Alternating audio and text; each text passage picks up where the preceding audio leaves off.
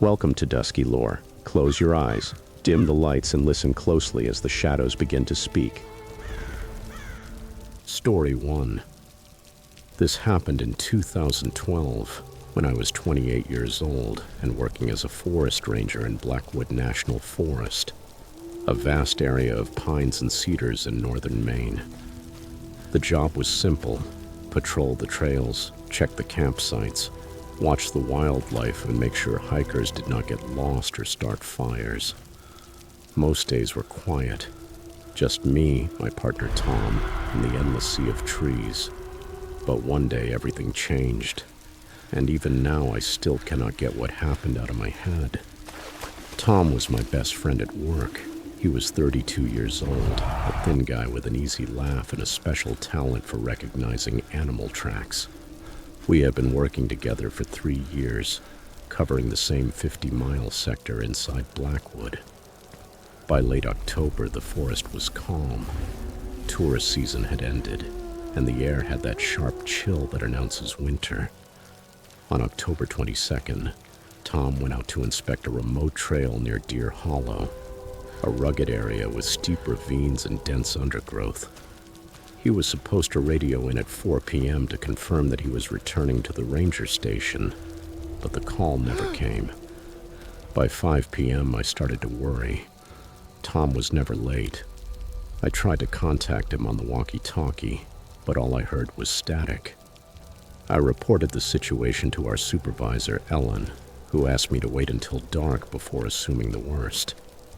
Maybe his radio had died, or maybe he had twisted an ankle. But by 7 p.m., with still no sign of him, Ellen decided to organize a search. She, I, and 2 other rangers, Mike and Sarah, prepared flashlights, maps, and first aid kits, and headed to Deer Hollow. The forest at night was unsettling, completely dark, with only the crunch of our boots and the occasional hoot of an owl breaking the silence. We shouted Tom's name for hours, our voices echoing through the trees. Nothing. No tracks, no gear, no sign of him anywhere. It was as if the forest had swallowed him whole. We searched for 3 days. Volunteers joined in, along with the local police and even a canine unit. We covered every trail, checked the ravines, and even dragged a small nearby pond. Nothing turned up.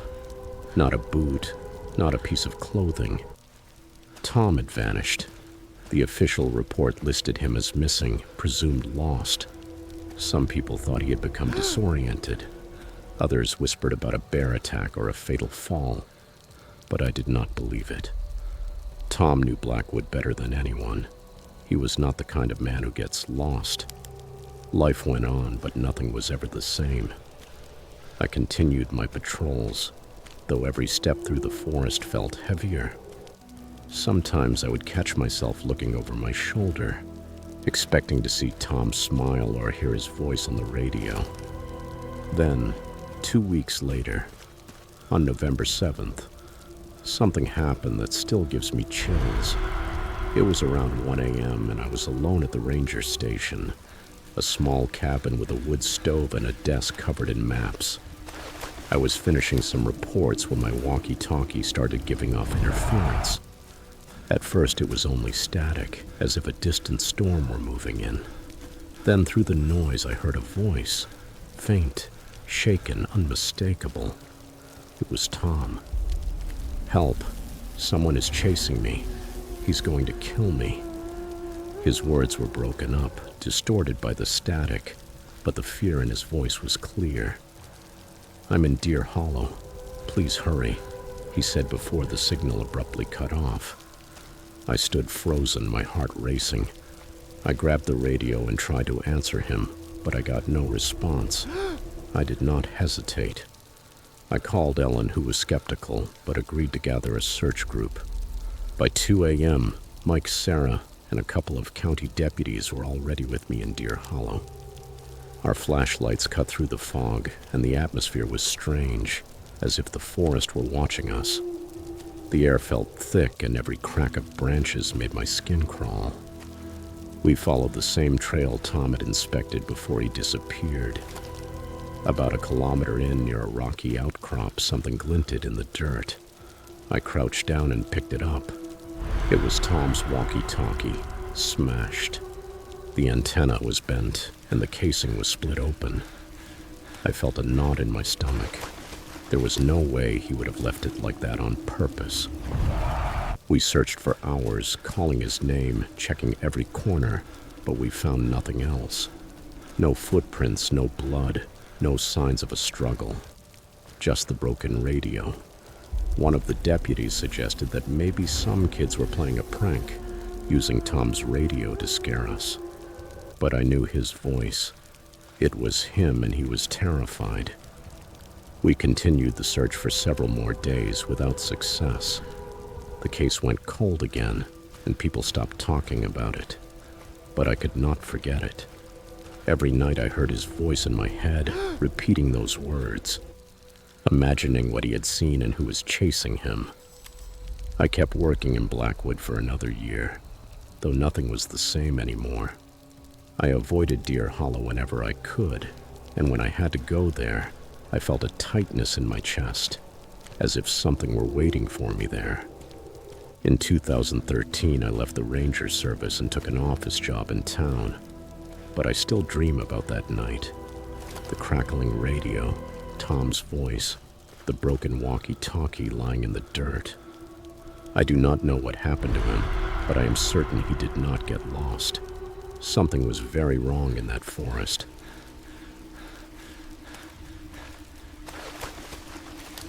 Story 2. This happened on a Saturday night about a year ago. I was 17 years old, and my parents had gone out to dinner downtown. At home, it was just my little brother, Josh, who was 9 at the time, and me. We live on the outskirts, in one of those neighborhoods where the houses are pretty far apart and the streetlights barely light up the roads. My parents left around 7 p.m. I made a frozen pizza, and Josh and I sat in the living room watching cartoon reruns. Everything was completely normal, until it was not. At around 10 p.m., someone knocked on the door. It was not the doorbell, just a knock. Not very loud, but a steady, muffled tapping. I thought maybe it was a neighbor, or that my parents had forgotten their keys. I walked over and looked through the peephole. There was a man standing at the door. He was wearing a black hoodie and holding a large brown paper bag, the kind delivery drivers use. He was not looking up. He was just staring straight ahead, completely still. I did not open the door. Instead, I asked through it, "Can I help you?" The man looked up. His eyes were dull, with no shine, no expression at all. He answered in a flat voice, "Food delivery." "We did not order anything," I replied quickly. "It's already paid for," he said without reacting. I felt a chill run through my body. Something was not right. I tried to keep my voice steady. "You must have the wrong house. We did not order food." The man stayed there for a few more seconds in silence, then turned around. He walked down the porch steps and went down the street until he disappeared into the darkness. I stood there frozen for almost a full minute. Then I locked the door again, even though it was already locked, and checked the windows. I told Josh to go upstairs to my room and stay there. I did not want to scare him, so I only told him that I had seen someone strange outside. About 10 minutes passed. Then there was another knock at the door, softer this time, slower, as if the person was in no hurry. But it was not the same man. It was a woman. She looked like she was in her 30s, with blonde hair tied back in a messy bun. She was wearing jeans and a light jacket, as if she had just gotten off work. She was breathing hard, like she had been running. "Hi," she said, giving a weak smile through the glass panel beside the door. "Sorry to bother you. My car broke down a little way down the road, and my phone is dead. Could I use yours to call my husband?" She did not look dangerous. In fact, she gave the opposite impression. She looked tired, freezing, even scared. but something caught my attention. She kept looking to her left. It was not a casual glance. Her eyes moved nervously. I shifted a little and looked through the front curtain toward the yard. That was when I saw him. The same man from before, in the black hoodie, was standing at the back of the yard behind a tree, completely still, watching the house. He was not looking at the woman. He was staring directly at the window where I was, as if he knew exactly where I was standing. I did not open the door. I did not even speak. I just stepped back, turned around and ran upstairs. Josh was sitting on my bed with headphones on, watching something on my laptop. I went over to him and whispered, "Get in the closet." I did not explain anything. I just helped him get inside and shut the door. Then I locked myself in the bathroom with my phone and slid the latch into place. I called 911. The operator asked me if they were trying to get into the house. "No, not yet," I answered. But I told her everything. The fake delivery driver, the woman with the story about the car, and the man now standing in the yard. She told me to stay calm, not to make any noise, to keep everything locked, and assured me that officers would arrive in less than 10 minutes. They were the longest 10 minutes of my life. I listened carefully, afraid I would hear glass breaking or footsteps on the floorboards, but there was no sound at all, only silence. When the police arrived, I heard them shouting outside. I looked out the bedroom window and saw flashlight beams moving across the yard. The woman was gone. The man in the hoodie was gone too. One of the officers spoke with me while another searched the area. They told me we were not the only ones. Another house about 6 blocks away had had a similar incident only 20 minutes earlier. The same fake delivery driver, the same woman asking to use the phone. The only difference was that in that case, someone had actually opened the door. They were not hurt, but their house was robbed. The man forced his way in as soon as the door was opened, and the woman tried to keep it open from the outside. The couple managed to fight them off and call for help, but both suspects escaped before the police arrived. The officers believed they were testing different houses, looking for people who were alone, using fake stories to get them to open the door.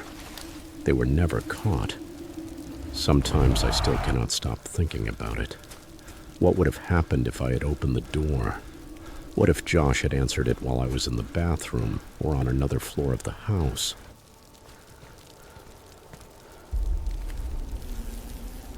Story 3. It was the summer of 2018, and my best friend Jake and I desperately needed a break. College had been exhausting. Endless assignments, all-night study sessions, and the constant effort to keep our grades up while working part-time jobs. When Jake found a cheap cabin rental by a lake just a couple of hours from campus, it felt like the universe was handing us an opportunity. The Airbnb listing was simple. A small one-bedroom cabin at Lake Wister, Oklahoma, with a dock, a fire pit, and a low price because of a last-minute cancellation. We did not care that it was basic. We just wanted to fish and forget about everything for a week. So we split the $200 cost, packed our things, and headed out in Jake's old Honda Civic. The drive was easy, just the two of us laughing, blasting music, and joking that we would catch so many fish we would not need to buy food for months. Lake Wister was full of life that time of year. July meant families, jet skis, and boats everywhere. Our cabin was more isolated, at the end of a gravel road lined with pine trees. It was small, maybe around 500 square feet, with weathered wooden walls and a porch that sagged slightly. Inside, it smelled like dampness and old wood, but it had a couch, a small kitchen, and a bedroom with 2 twin beds. A sliding glass door opened onto a back deck overlooking the lake, and an old wooden dock stretched out into the water. It was not luxurious, but it was our hideaway for a week. The first day was perfect. We got there around noon, unpacked, and spent the afternoon fishing from the dock. Jake caught a small bass, and we grilled it along with some hot dogs we had brought. The lake buzzed with the sound of children playing, boat engines, and music drifting over from other cabins. We opened a couple of beers and watched the sunset turn the water orange. It felt like pure freedom. That night, though, something started to feel strange. We were exhausted from the drive in the sun, so we went to bed early, around 10 p.m. The bedroom was stifling, so we left the sliding door open a few inches to let air in, securing the screen door with the latch. I fell asleep to the sound of crickets and the occasional splash of fish in the lake. I do not know how much time had passed when a low noise woke me up, a soft but steady hum. It was a boat motor, and it sounded very close. I stayed still, half asleep, trying to make sure I was not dreaming. During the day, the lake was full of activity, but at that hour it felt strange. I sat up and looked at Jake, who was still sleeping soundly. The room was dark, lit only by a faint glow coming in from outside. I got up carefully, felt the cold floor under my bare feet, and walked over to the glass door. The sound of the motor was clearer now, steady, as if someone were stopped right in front of the cabin. I looked through the screen. The lake was a black mass. The moon was hidden behind clouds, but I could make out the outline of the dock. Then I saw a light, a thin white beam moving slowly over the water, like a flashlight searching for something. It passed over our dock, paused for a moment, and then went out. I felt my heart pounding in my chest. I tried to convince myself it was probably a night fisherman or someone checking on their boat. But why use a flashlight? And why right in front of our cabin? I stood there frozen until the motor began to move away and the sound faded. I checked the lock. It was still in place. I went back to bed, uneasy but too tired to think too much about it. Maybe it was nothing. The next morning, Jake was making coffee when I got up. Sunlight filled the room, and the lake was alive again. I told him about the noise and the flashlight, but he just shrugged. Probably some drunk guy fishing, he said as he poured coffee into a chipped mug. People do stupid things on lakes at night. I wanted to believe him. We went out to the dock to see if we could find anything strange. Everything looked normal. The dock creaked under our feet, and the smell of pine and water filled the air. But when we turned around to head back to the cabin, Jake stopped cold. "Dude, what the hell is that?" He pointed to the ground right next to the deck. There in the damp dirt were footprints. Large ones, maybe a size 11 or 12, covered in mud, as if someone had come straight out of the lake. The track started at the shoreline, came up the small slope, and stopped right in front of the back door. I felt my stomach tighten. The mud was still wet, glistening in the sun. "This is messed up," Jake muttered quietly. "Did you lock the door last night?"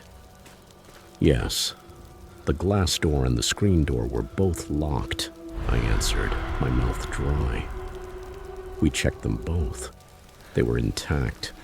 No sign that anyone had forced them open. But I noticed something else. The spare key, the one the Airbnb host had left under a flower pot on the deck, was gone. I lifted the pot, expecting to see the silver key like I had on the first day. There was nothing there, just dirt. We searched everywhere, under the furniture, in the grass, but it was gone. A chill ran through me despite the July heat. Someone had been right outside while we were sleeping. We tried to go on with the day normally. We fished, swam, and walked along the shore to look at the other cabins. Most of them were larger, with families and groups of friends laughing and grilling food. Our cabin, though, was set apart, more isolated. By the afternoon, the footprints had dried and nearly disappeared, but I could not stop thinking about them. That night, we were both tense. We checked every lock twice. The front door, the back door, the windows. Jake suggested leaving the porch light on, and I agreed.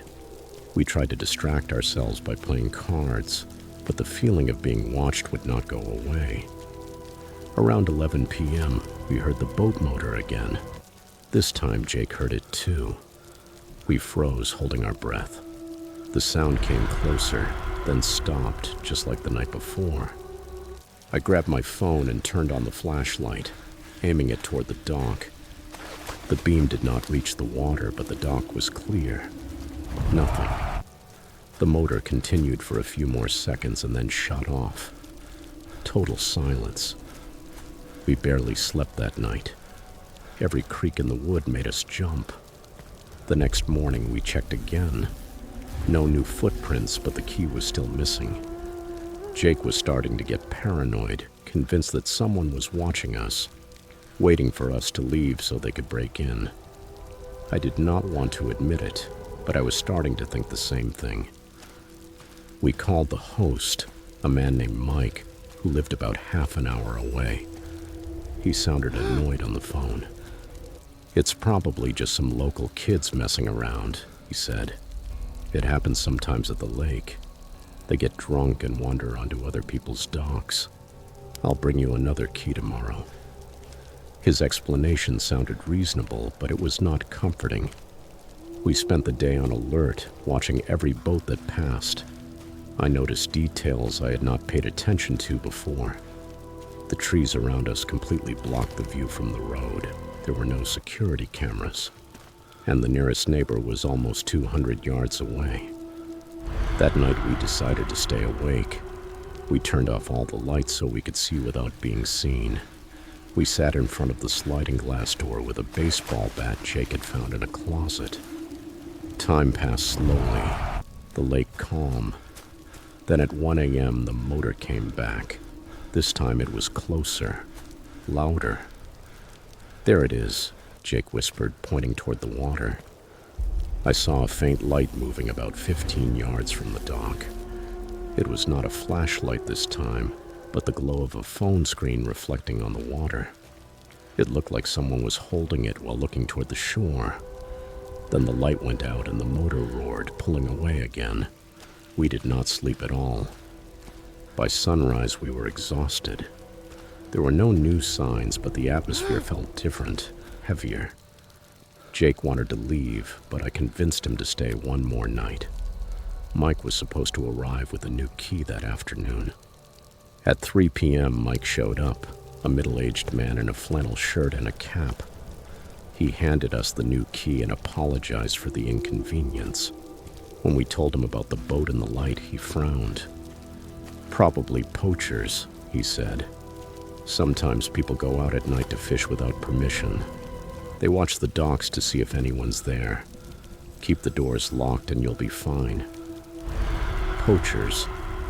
It sounded plausible, but it did not explain the footprints or the missing key. After he left, we decided to set a trap. We tied a fishing line across the porch steps, low enough that someone would trip over it if they tried to come up from the lake. We also moved the couch in front of the sliding door. That night, once again, we sat in the dark.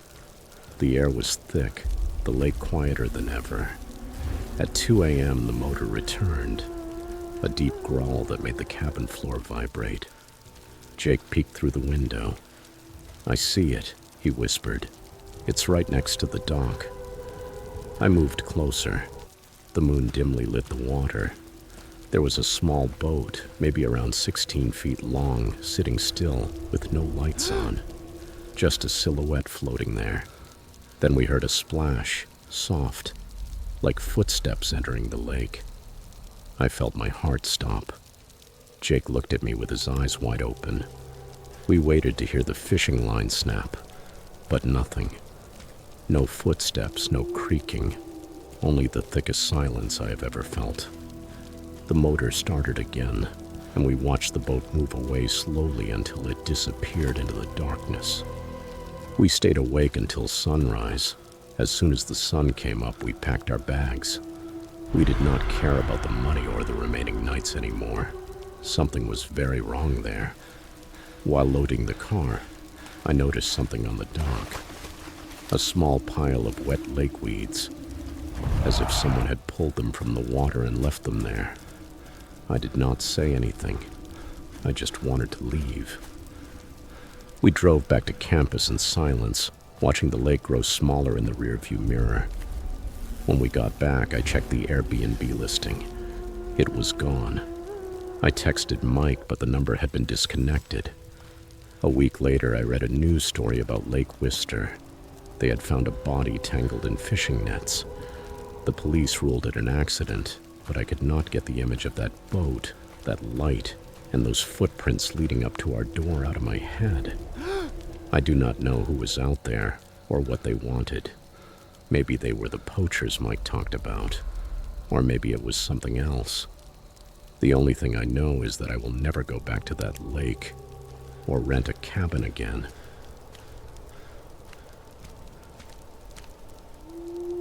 Story 4. My name is Sophia, and I am 14 years old. It was a Friday night in October, and my parents had gone out for their monthly date night. They had left me home alone before, so I was not nervous. Our house is in a quiet residential neighborhood, the kind where everyone knows each other and nothing ever happens. Or at least that is what I used to think. It was around 7 p.m. and the sky was already dark. I was stretched out on the couch with my phone in my hand, scrolling through stupid TikTok videos. The TV was still on, playing some random Netflix show I was not even paying attention to. The house was quiet except for the hum of the refrigerator and the occasional creak of the old wooden floors. My parents had left me a pizza in the oven, and I was letting it cool. They said they would be back by 10 o'clock, so I had the place to myself for a few hours. I was texting my friend Emma about some school drama when I heard a sound outside. It was faint, like a twig snapping. We have a big oak tree in the backyard, and sometimes squirrels or stray cats run around back there, so I did not think much of it. But then I heard it again, louder this time, like heavy footsteps on the gravel path by the back door. My stomach flipped, even though I kept telling myself it was nothing. I muted the TV and sat there listening. Silence. I laughed at myself for being paranoid and turned the volume back up. A few minutes later, I got up to grab a slice of pizza in the kitchen. The back door has a small window in it, and as I walked past, I looked outside. The porch light was off, which felt strange because it is supposed to be motion activated. I thought maybe the bulb had burned out. Then I saw something. A shadow moving at the edge of the yard, right where the light from the neighbor's house barely reached. It looked like a person, tall and lanky, just standing there. My heart started pounding. I froze, staring, waiting for it to move. It did not. It's probably a bush, I told myself, trying to calm down. I grabbed the pizza and hurried back to the living room, locking the kitchen door behind me.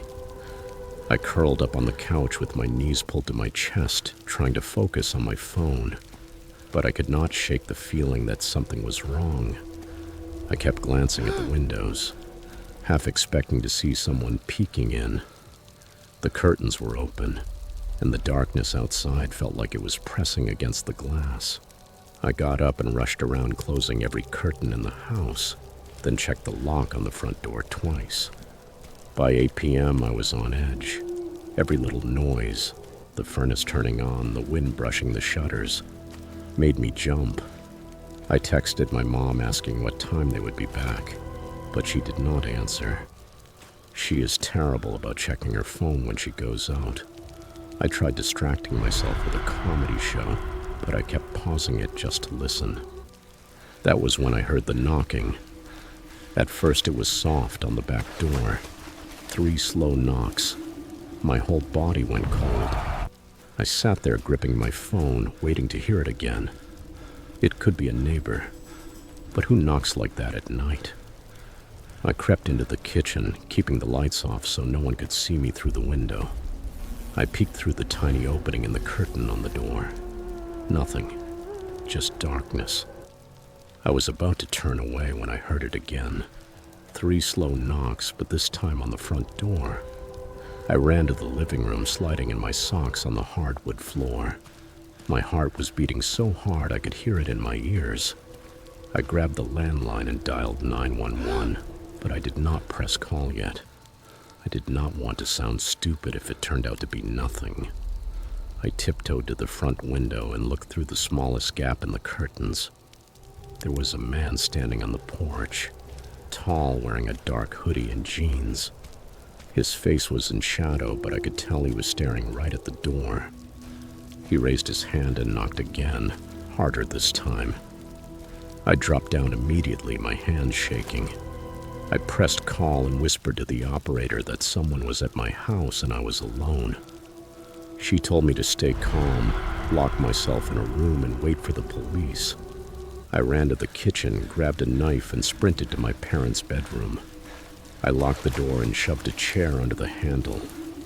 I hid in the closet, clutching the knife and my phone, trying not to cry. That was when I heard the back door shaking like someone was trying the handle. Then came a loud thud like a kick. I whispered to the operator to hurry, practically begging. She said a patrol car was 5 minutes away. 5 minutes felt endless. The banging stopped, and I heard footsteps on the gravel outside, circling the house. I saw his shadow pass by the bedroom window, slow, deliberate, like he was looking for a way in. I do not know how long I stayed there curled up in the dark, counting every sound. Finally, I heard sirens. The footsteps stopped, and I saw blue and red lights flashing through the window. The police searched the yard and found footprints in the dirt by the back door, but the man was gone. They stayed until my parents got home, and I had never been so relieved to see them. They never caught the guy. They said he was probably someone looking for an easy house to break into, but I still cannot sleep without checking the locks over and over again. Every creak in the house makes me think he has come back. I do not know what he wanted, but I will never forget the way his shadow moved, like he knew I was watching him.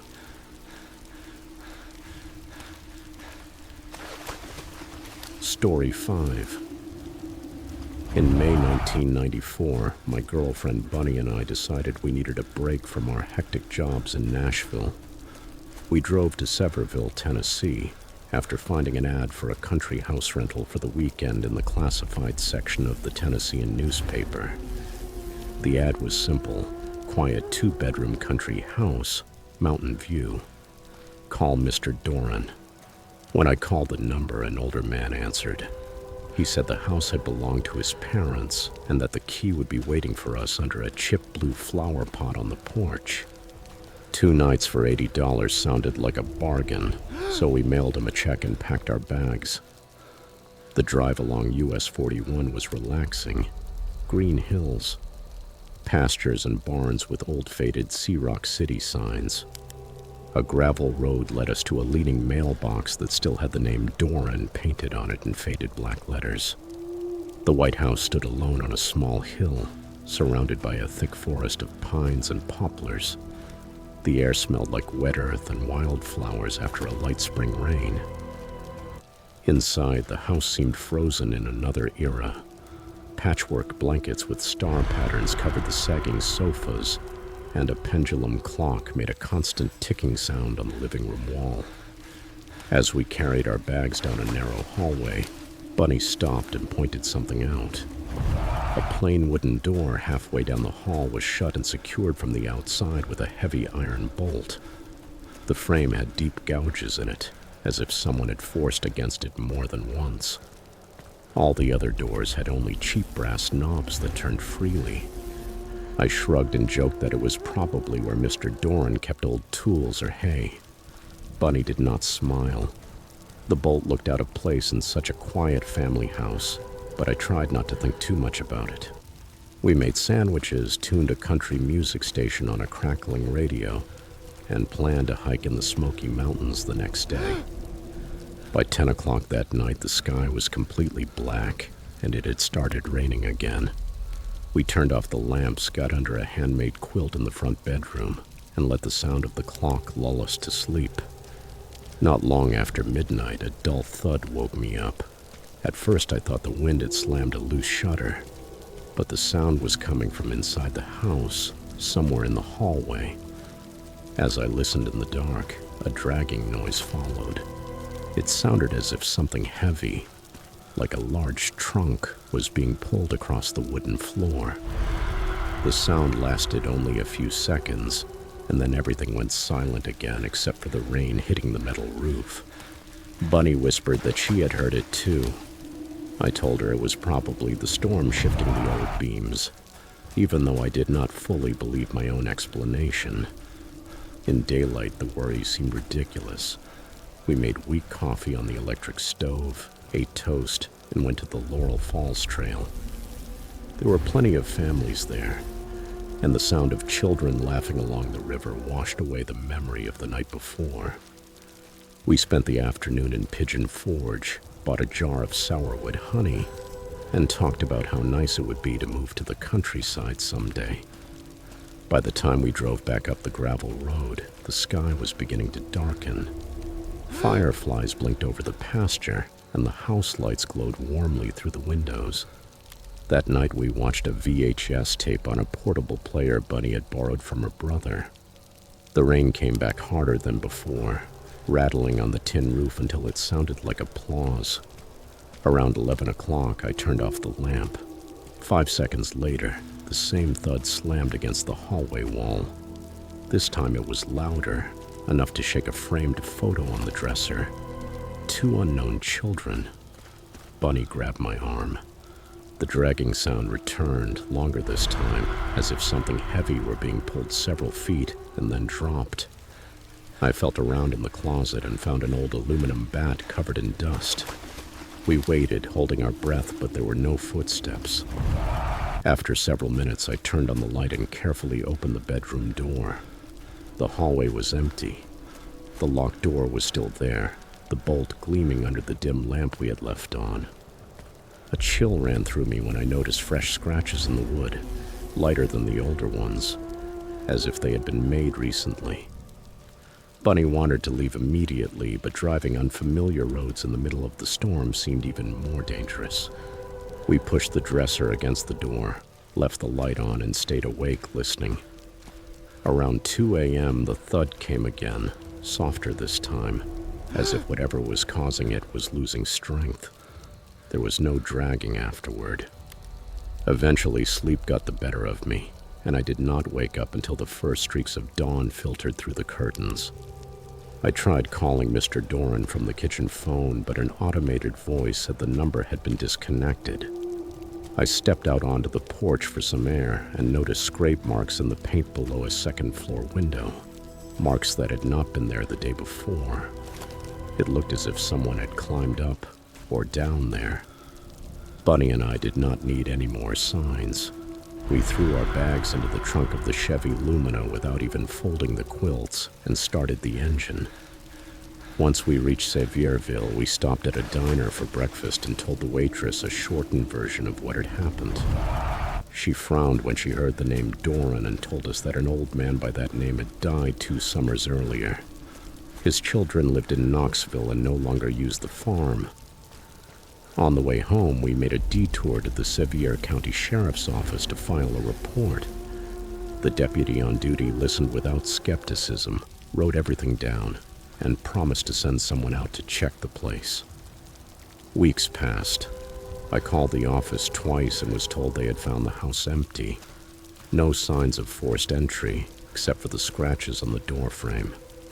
The deputy suggested that maybe raccoons had gotten in through a hole in the roof and were moving boards around inside the locked room. I grew up in the country. Raccoons do not make sounds like a man dropping a trunk. I asked whether they had opened the bolted door, but the deputy muttered that it was still sealed and that whatever was inside was not worth searching. Bunny and I never went back, not even to claim the deposit they had promised us.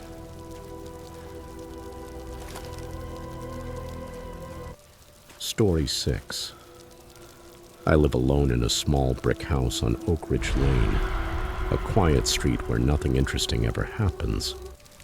Directly across from me is a 2-story house with green shutters, now faded by the sun. Its owner, Mr. Dalton, moved overseas for work 4 months ago, and since then the house has remained empty. A for sale sign still leans crookedly against the mailbox. Because I usually work late, I am awake when most of the neighborhood is asleep, so I notice things other people miss. One Tuesday night, while I was checking my phone in my recliner, I saw a light flicker in the second floor window of Mr. Dalton's house. It was exactly 2 a.m. The light was dim, like an old bulb struggling not to go out. It flickered 3 or 4 times and then shut off. I did not think much of it, figuring maybe a timer connected to a lamp was still working. The next night, the same thing happened. The same window, the same time, the same trembling light. I started to feel like it was not a coincidence. Timers are not usually that precise after sitting unused for months. I walked over to my living room window, cracked the blinds open a little, and stood there watching. After a few seconds, the light went out and everything returned to darkness. No movement. It has to be an electrical issue, I told myself before going to bed. By Friday, the light had appeared 3 more times, always at exactly 2 o'clock, and never for more than half a minute. Curiosity started eating at me. I work at a hardware store and know a little about electrical wiring. Faulty circuits do not keep schedules that exact. I thought about calling the real estate agency, but I was afraid of sounding like a bored neighbor making things up. Early Saturday morning, I made coffee at 1:50 and sat in front of my bedroom window, determined to watch everything. Right at 2 o'clock, the bulb came on again, flickering like a candle about to go out. I leaned forward, eyes fixed on the window across the street. Suddenly, the light went out. 3 seconds of complete stillness passed. Then inside the room, a tall shadow slid behind the glass. It did not move. It was just there, upright, looking at me. Even with the street between us, I felt its attention like direct heat on my skin. My mouth went dry. I ducked below the windowsill, my heartbeat pounding in my ears. 1,000 questions crashed through my mind. An intruder, vandals, something worse. I called my older brother, but he did not answer. When I looked again, the window was empty, completely dark. At dawn, I went to the corner coffee shop to clear my head. I asked the barista, who lives 1 street over, whether anyone had rented Mr. Dalton's house. She looked surprised and said the owner had taken the property off the market 2 months earlier because of a water leak. No one had moved in. The agency's number was still taped to the door for emergencies, so I called it. The agent listened carefully to my story and promised to send someone to check. That same afternoon, a police officer came to my door. He told me they had inspected the house. All the doors were locked. There was thick dust on the floors, no footprints, and no sign of recent entry. He explained that the electricity was still on because the owner kept the heat at the lowest setting to keep the pipes from freezing. Probably a loose wire, he said. Knowing the police had checked should have reassured me, but the image of that motionless silhouette would not leave me alone. So I set an old camera phone on a tripod in my window, pointing directly at Dalton's house, and started recording. If the light came back, I would have proof. Sunday, 1:55 a.m. I sat beside the device with a notebook in my hand. Outside, everything was silent. No cars, no wind, only the hum of the refrigerator downstairs. When the clock hit 2, the window across the street lit up. The flickering lasted longer this time, almost a full minute. Through the lens, I saw the shadow appear again, clearer now, tall and thin, with its head tilted slightly to the left, as if it were studying me. Then something new happened. The figure raised an arm and seemed to wave. I jumped in shock, dragging the chair across the floor. At that exact moment, every light in my house went out. My phone screen went black. I was left in total darkness, with only the faint glow of the street lamp outside. My hands were shaking as I dialed 911. The police arrived in less than 5 minutes. 2 officers checked my house first. No intruders, no tampering with the breaker box. Then they crossed over to Dalton's house. I watched from my porch as their flashlights moved through the rooms.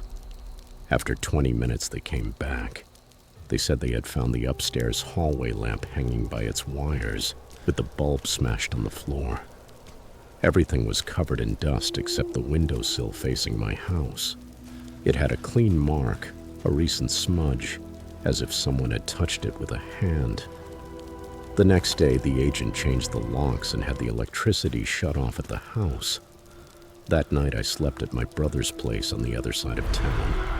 We set up a live stream using my old laptop pointed at Dalton's house, just to make sure nothing else would happen with the power cut. At 1:59 a.m., the screen showed complete darkness. We waited without saying a word. At 2 o'clock, the monitor flashed white for an instant, like the reflection of a camera flash in the glass. There was no steady flickering, just that single burst. But in that instant, we both clearly saw the outline of a face pressed against the window, the eyes level with the lens before everything went dark again. My brother slammed the laptop shut and said he was taking me to stay at his apartment for a few days. 2 days later, an electrician inspected the house with the agent and an officer. The main breaker was off and the wires were dead. The broken bulb was still lying on the floor exactly where they had left it. There was no new glass, no footprints, no sign that anyone had entered since the locks had been changed. I asked the electrician if he could explain the last flash. He shook his head and said the wiring was not even connected anymore. A month later, I sold my house and moved downtown with a roommate. I never looked toward Mr. Dalton's house again.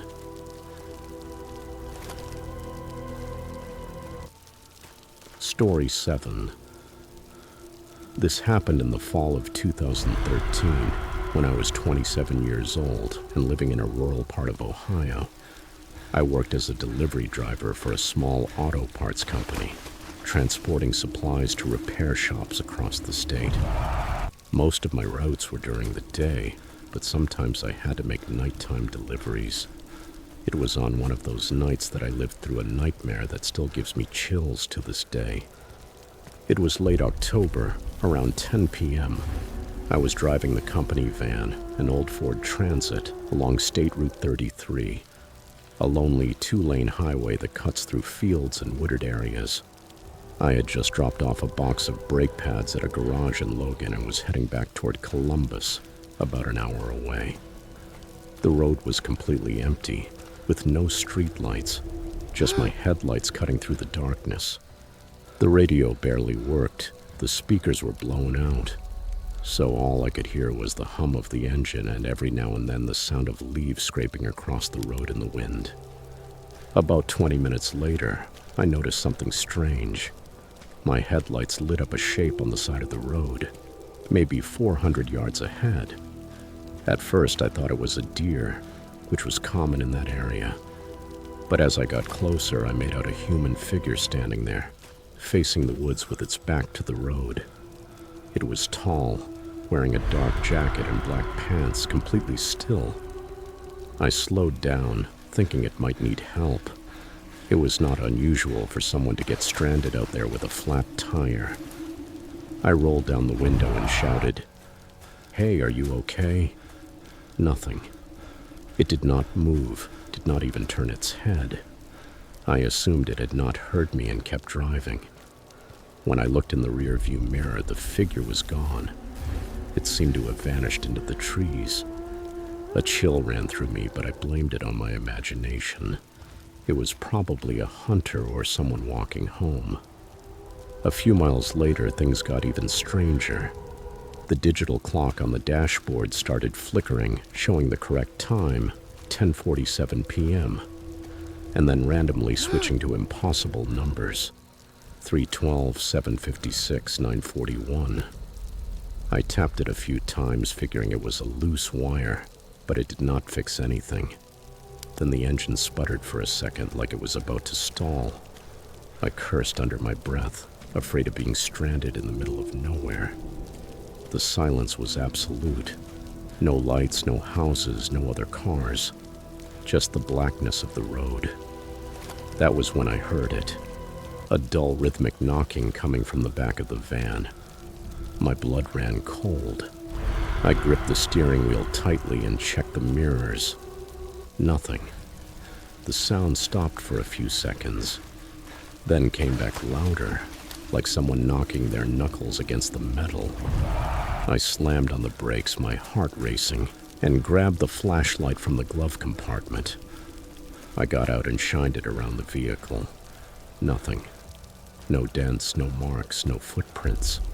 Just the wind moving through the grass. I climbed back in, locked the doors, and hit the gas. 10 minutes later, I saw it again. The same figure on the same side of the road, in the same position, facing the woods.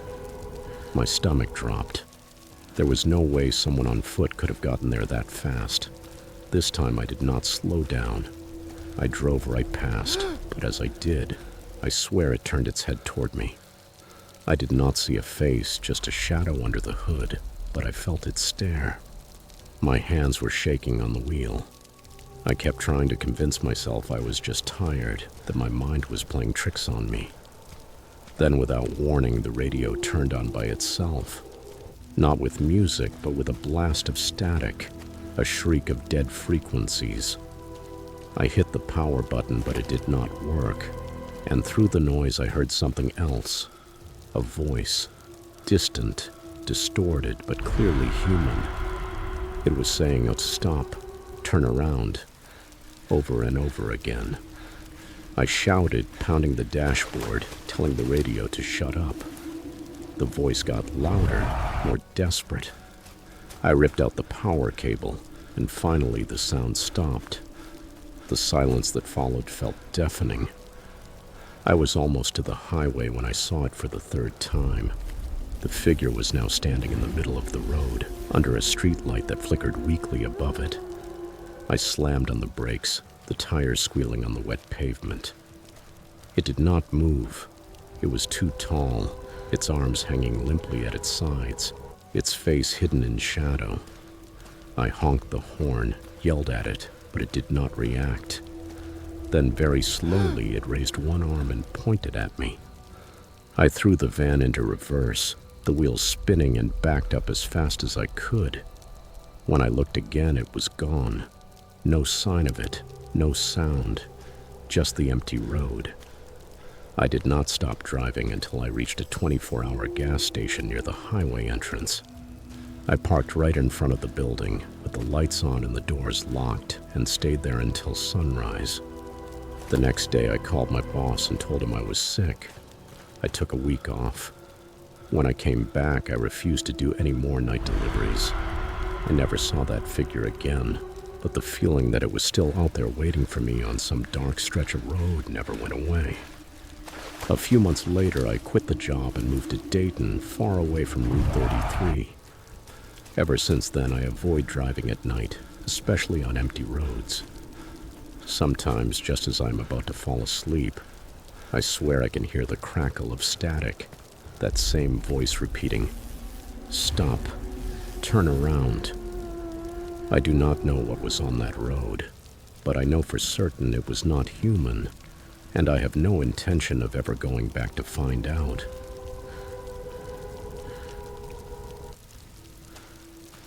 Story 8. I will never forget the time I almost lost my life in 2022.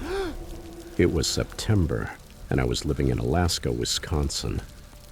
At the time, I was in my sophomore year of high school. I met a 17-year-old guy named Austin at my summer job. He had gone to the same school as me, but he had been expelled for plagiarism. Throughout that summer, he picked me up and drove me home after work because I still did not have my driver's license. It was obvious that he liked me, because he hugged me every day. But I pretended not to notice, and it worked. I did not feel the same way about him. We were already in the second or third week of the new school year, and I was still having a hard time adjusting after vacation. One night after a party that a classmate had hosted, Austin drove me home. When he parked in front of my house and I was about to get out, he shyly asked if I wanted to go out with him. I laughed and told him no, that I would rather we just stay friends. He looked down and quietly muttered, "Okay," sounding sad. We said goodbye with a smile and I went inside. I took off my shoes, changed into my pajamas, brushed my teeth, and got ready for bed. But before I went to sleep, I got a text message from a friend. What I read on the screen will haunt me for the rest of my life. It was a long paragraph explaining that Austin had been secretly taking pictures of me while I slept through my bedroom window. Sometimes I left the blinds open because that window did not get moonlight or streetlight. In the message, my friend had also attached the photos. They were real. Me asleep. She told me she had found out because Austin had confessed it to her over text, bragging about it. He even had an album titled The Love of My Life. In that moment, I felt as if a needle had pierced straight through my heart. I realized how obsessed he was with me. I sent him a message in all caps telling him never to contact me again. He replied by apologizing and making himself out to be the victim. Reading that made me furious. I texted him again, telling him to lose my number, and then I blocked him. I was no longer tired, so I took melatonin and some Benadryl to fall asleep faster. It worked, but not for long. I do not know what time it was when I suddenly woke up to the sound of glass shattering. It was my window. Before I could react, I saw him. Austin was there, right in front of me. I could not clearly see what he had in his hand before I felt a sharp pain. He was stabbing me in the face with a knife. I started crying and screaming. 5 seconds later, I heard my father's voice in the hallway shouting, "What the hell is going on?" That was when Austin escaped through the broken window. My father burst into my room with a look of horror and rage on his face. He hugged me while trembling and asked if I was okay, what had happened. Through sobs, I told him the truth, that I was not okay or safe, that Austin had broken the window and attacked me with a knife. His expression changed completely from fear to pure anger. He ran out of the house to chase after him, but he could not catch him. I called the police, told them everything, and they said they would send a patrol unit right away. 10 minutes later, the officers arrived along with paramedics. I was dizzy and covered in blood. My father gave me water and wrapped my body in a towel while we waited for the ambulance. I managed to tell them my side of the story before they took me to the hospital. There, they treated my injuries, and I stayed overnight. The next day, I was discharged. It took the police some time to find him, but they eventually arrested him. Later, I learned that while Austin was in the hospital, he admitted that he knew he was going to prison for a long time. He said he did not understand why he had done it, but that he loved me. He was charged with first-degree attempted intentional homicide, armed burglary, and given a $50,000 bond. A year later, he was found guilty on the first charge. The second charge was dismissed, although it remained on record. In total, he was sentenced to 16 years in Wisconsin State Prison and an additional 4 years of extended supervision. Even though justice was served, I still feel nervous every time I meet a man. I am afraid of finding out what is really behind his intentions. I know I may sound paranoid, but I still suffer from severe post-traumatic stress disorder because of what I lived through. I wish Austin nothing but compassion, and I hope that when he dies, he finds the hell he deserves.